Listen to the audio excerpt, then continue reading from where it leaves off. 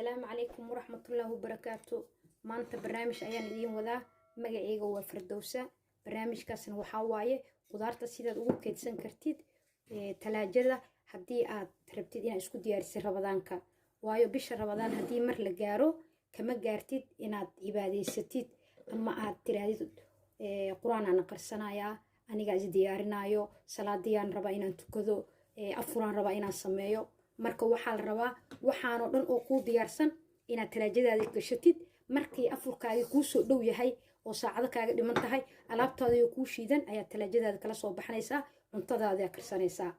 marka insha Allah qudaartan waxaan ku shiidan doonaa saliidan saytuunka qof walba wuu haystaa. waxaa ka dhiman oo kale caagagan wuxuu ku anfacayaa talaajada gashanaysaa markaad qudaarta iyo kabsar caleenta iyo tuuntaada waxaaga shiidatid talaajada ku gashanaysaa meesha kore marnaba kaama halaabayo. mar walbo aad u baahatid qaandadaada kala soo baxay cuntadaada ku darsanaysaa. waa si easy ah insha Allah. bisha Ramadaan Ilaahay nabad nagu gaarsiiyo ka hor laakiin waa inaad isku diyaarisaa farxadna aad ku soo dhaweysaa adigoo daalan looma baahna inaad bisha Ramadaan aad tiraahdo welcome. marka insha Allah alaabtii aan shiidaa waa idin tusayaa. tan hadda waa tuunta ayaa waxaan ku ridanaynaa insha Allah. kanaan ku shubanaynaa waan shiidanaynaa tuunta iyo marka waxaan isku shiidayaa iyo sanjabiisha insha Allah. waxaan rabaa hal meel maadaama ay wada socdaan hal meel aan ku shiidayaa. marka kabsar caleenta way ka fududahay way jilicsantaa horey ka shiidmaysaa.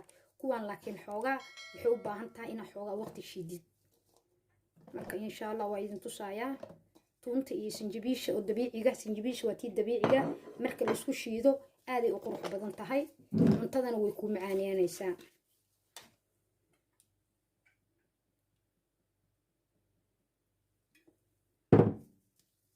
haatana saliidda ma ka badinaysid waayo saliidda waxaan ugu shiidaynaa oo macnaha ku jiro ma ka halaabayso wixii ma shiirayaan.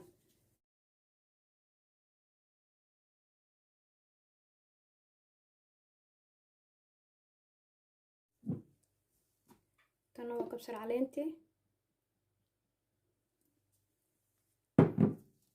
ayadana sidoo kale wadadii tuunta iyo sanjabiisha aan ku shiiday ayaan raacinaa. waatana alaabtii oo aan shiiday tuuntii iyo waxaan ku darayaa sanjabiishii.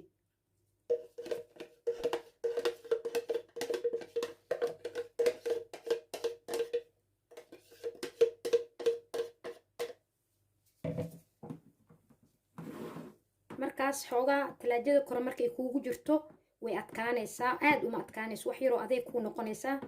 maalin walbo waxaa rabtida kaga darsan kartaa wixii ma u baahna markaas waqti kaama qaadanayso aad ku shiidatid way ku diyaarsan yihiin cuntadaada ayaa ku darsanee wax walbo aad rabtid inaad ku karsatid. ana sidaan ayuu noqday waan daboolay insha Allah.